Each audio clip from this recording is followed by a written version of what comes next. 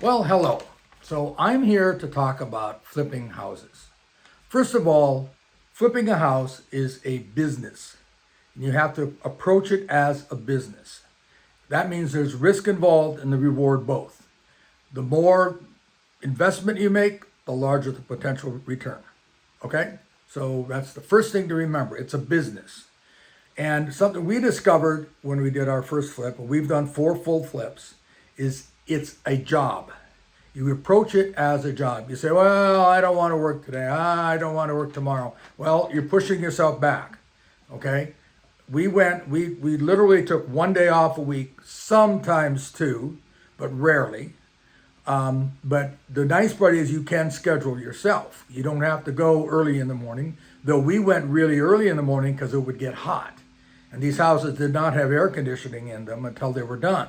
So we would go early in the morning and get out of there before it got up to 100 degrees outside. Or we go and work a certain amount of time because it was cold in the houses, because some of the houses flips were done in the winter. So those are things to remember. It's a business, okay?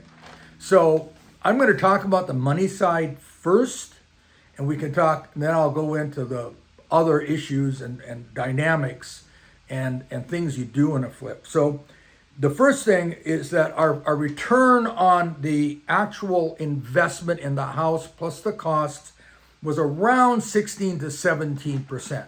Now you're going to watch TV shows and people are going to make 50% or some crazy thing. But we didn't have that kind of situation or that kind of market. 16 or 17% was pretty good. I mean, we averaged right around $35,000 per flip when it came to profit, sometimes more.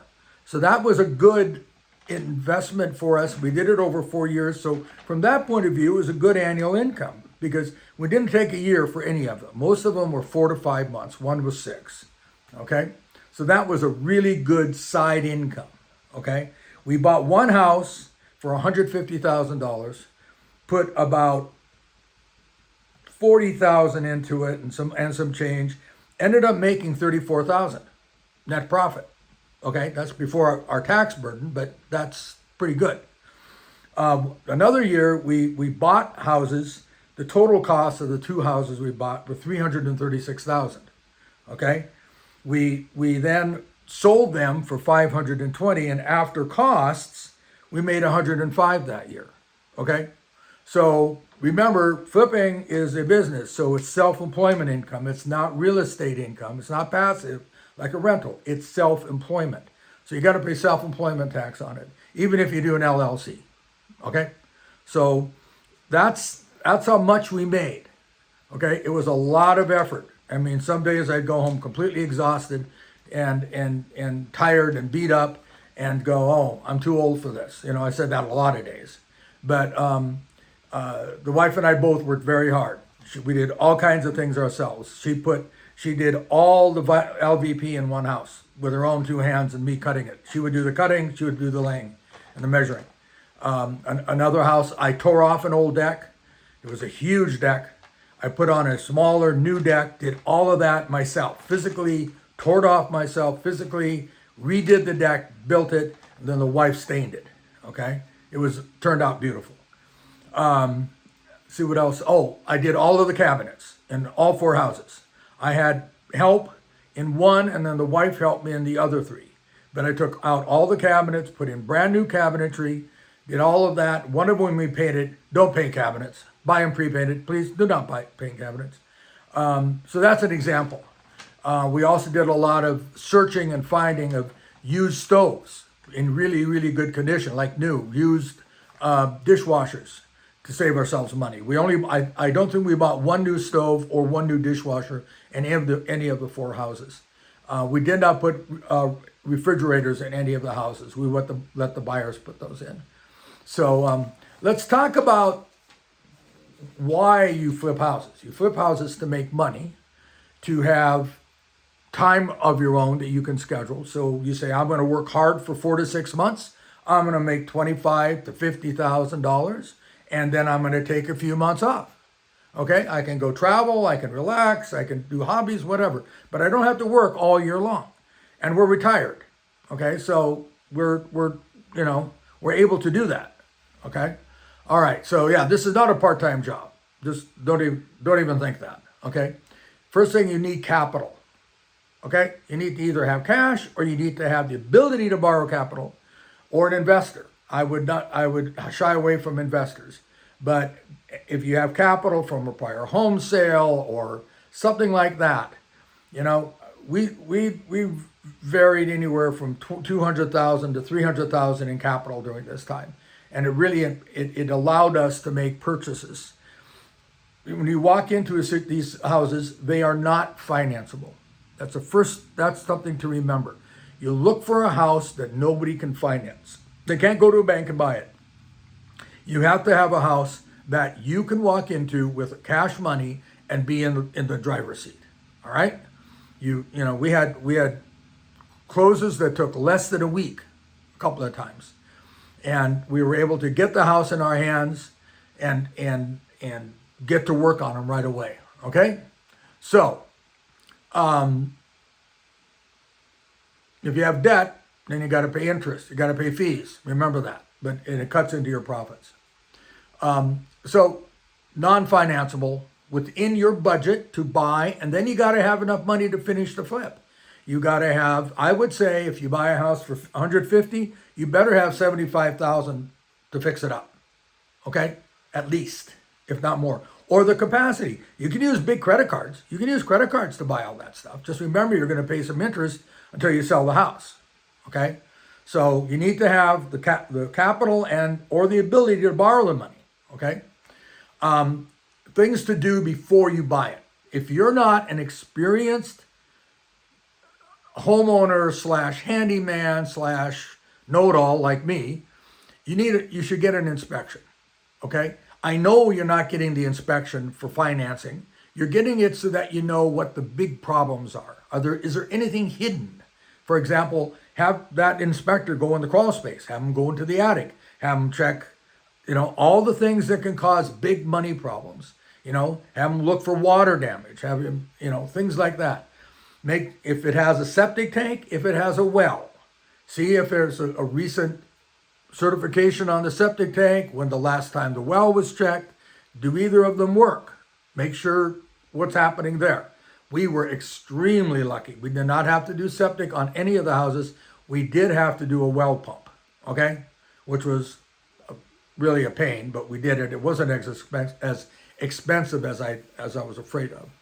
So it has to be fixable. The bones have to be good. The studs, the rafters, the joist, it has to be strong enough that you can go into it, take all the crap out, put new stuff back, and it stands up. Okay? So let's see, what else?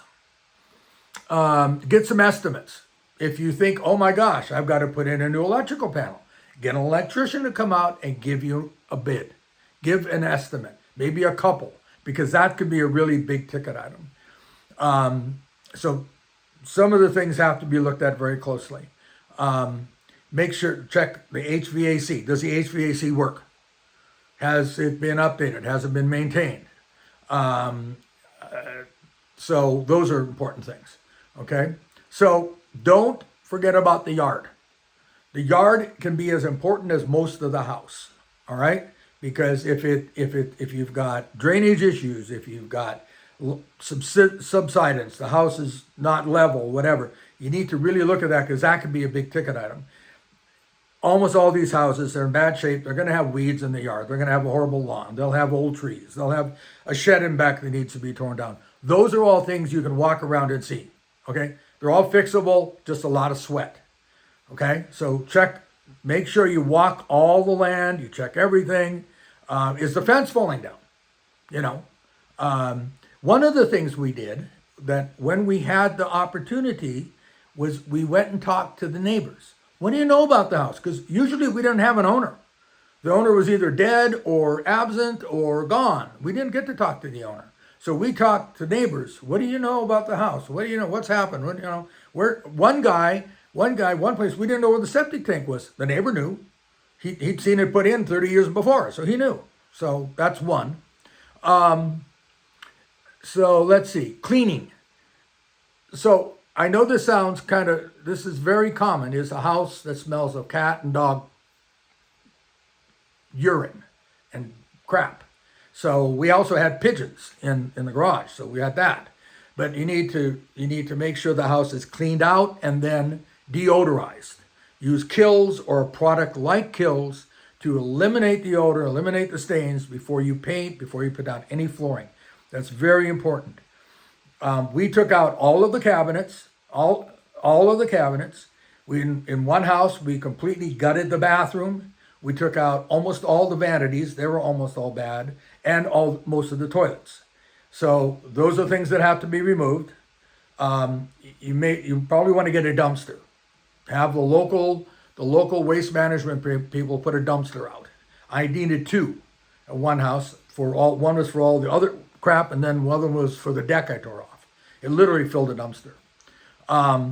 So cleaning is important. Get it all clean before you do anything else. Next is paint. Paint the interior, get it perfect, then put down your floor, then do your cabinetry and your bathroom fixtures and your tub and all that stuff. That's all after that. And along the way, you can be working on electrical, your HVAC. Your HVAC can be done at any time. If it's very hot, maybe you want that done fairly quickly if it needs to be done. A lot of these older houses have wall heaters or baseboard heaters, and they're horrible. They're horrible. So you want to replace those and put in central air and central heating if you can.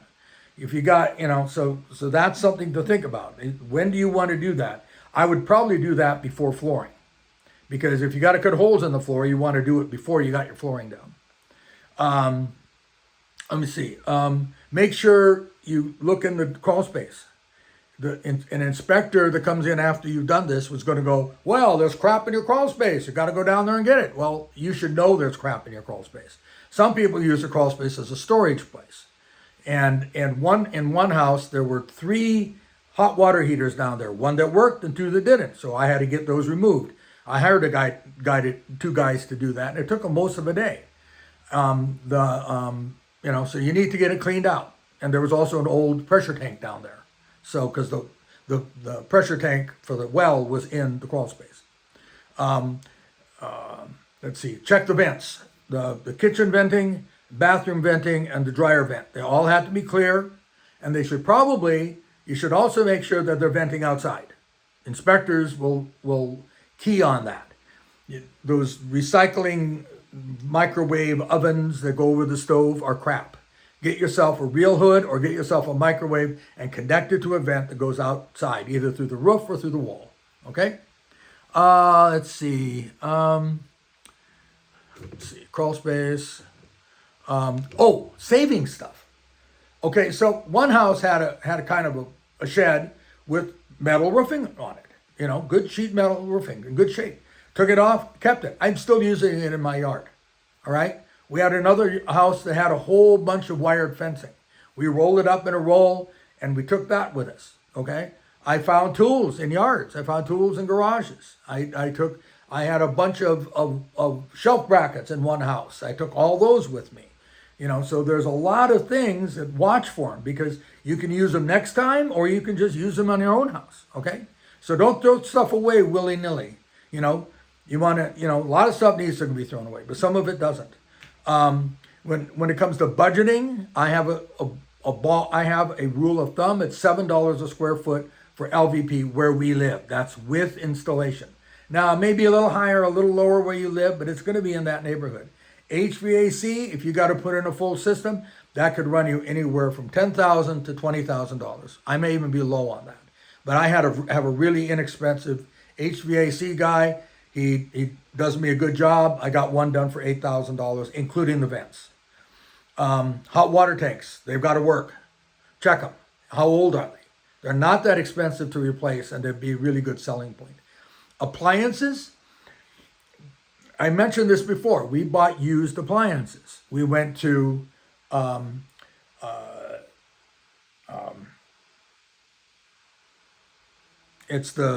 we went to the one Jimmy Carter worked with. We went there. We went to another one. We looked on Craigslist. We looked at Facebook Marketplace. We bought stoves, and we bought dishwashers there. I think we also bought a used garbage disposal at a used building material place. Those things run forever, and they had like 10 of them. They were all been tested. I plugged it in; it worked perfectly. I don't know why it was there, unless somebody just torn things out of a house and decided to replace it. Let's see. Painting, you can do it yourself.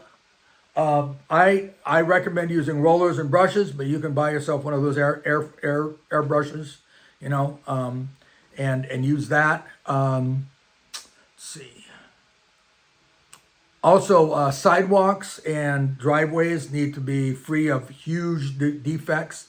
You may have to tear out some sidewalk and put in some new sidewalk, or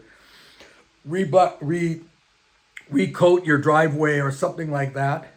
Oh, garages. Garages need to be clean. They don't have to be painted. They don't have to be perfect, but you need to clean them. I painted all the garages on all the flips because it looks so nice. And I'll tell you, there are always multiple holes. There were holes in the wall. There were holes in the ceiling. There was all sorts of stuff in some of those houses. And I also replaced the garage door openers and garage doors in all of them. And I did all the openers myself. Yeah, I hired out the garage doors, but I did the openers myself, which I've gotten pretty good at doing. I put in all the cabinets myself. I did my own home, and then I had help the second time. I had help doing it the second time, but the last three, my wife helped me. I mean, we figured out how to do it. It isn't that hard. You need to order, you go to Home Depot or Lowe's, and you have a picture, and you sit down with the designer, and they say, well, this fits here, this fits here. You should pre-design, okay? You go in and you go on their website. You say, okay, I know the seat units are all 36 inches, okay? Other units are 12 inches or 24 inches, and you know how big they are after you've done this a few times. Stoves are all 30 inches wide. Refrigerators are vary, but you can figure that out in the kitchen in your design. And then you have to figure out where you're going to put your sink. Sink is usually under a window. It isn't always, but it usually is. So you can design your own kitchen on paper. Okay, you do a bunch of measurements. You got to know everything. They can send somebody out, but that's not a guarantee they're going to do it right. Okay, so you do it, and then I just had them all delivered, and I put them in. I screwed them in. I even put on the countertops on 3 of them. 2 of them I hired it out. Okay, don't do the high-end granite or quartz countertops. It's not worth it in a flip. We did it in one, and we never did it again. So that's the kitchen. Bathrooms, good quality toilets. Vanities, just go to Lowe's or Home Depot, buy a little vanity that fits the hole. Tubs, again, you can buy them. We put metal tubs in when we put in the tubs. In one bathroom, we put in a nice tub, and then we had the entire bathroom tiled because it was such a mess. The walls needed work, so we just had it tiled. It was a little expensive, but it turned out beautiful. My wife did all the backsplashes in the bathroom, in the kitchens, with just the regular little white tiles. She put in the tiles herself. I did the cutting. She did the placing. We did all that ourselves. We put in big single hole sinks in the kitchens, which people have really come to like. We have one in our kitchen. Let's see. I'm trying to think of anything else that I can think of. Doors. A lot of these houses have destroyed doors. You can spend time, and we spent a lot of time looking at used building material places for doors. Finding a pristine, nice 30-inch interior door is difficult. Okay? You can find them, but they're hard to find. Closet doors are not that hard to find, but bifolds and things like that. So I recommend just buying yourself doors, pre-painted, pre-hung, easier to put in. And there again, you might want to hire a handyman to hang those. That's something that's always given me fits. But I've gotten better at them. I learned. I've gotten better at them. Closet doors aren't that hard to do. Most of those aren't destroyed. You simply have to take them out to put in the flooring and paint. Take them out, you clean them up, you paint them, you put the hardware back on, put in a new rail, put them in, they're done. Okay? Like I said, I didn't like doing it, but I've gotten pretty good at that. I can't think of a lot more, but it's fun. It's fun. It's frustrating. It's hard, and it's at the same time, from a reward point of view, you're taking a dog of a house and you're fixing it up and you're making it financeable for a first-time home buyer, a young couple, a young family. There's a satisfaction about that. I'm making money. I made money doing it. I'm not going to mince words on that. I made money. I did it to make money, but that house would not have been as nice as it was. Okay? Between I've put in lawns, I've put in decks outside, I've repaired fences, I've done all that stuff. Oh, we put one roof on, and we got a great deal doing that, but roofs can be huge, so get that inspected. I almost forgot that. Before you buy, get that inspected and an estimate for the repair, because that's a huge item in the final inspection. I probably forgot something. If you have any questions, post them below and I'll answer them to the best of my ability. I'm not saying I'm an expert. I'm saying that I'm an experienced practicer of home flipping, and we've been very successful. So I'm doing something right. So have a good day and good luck with your flip.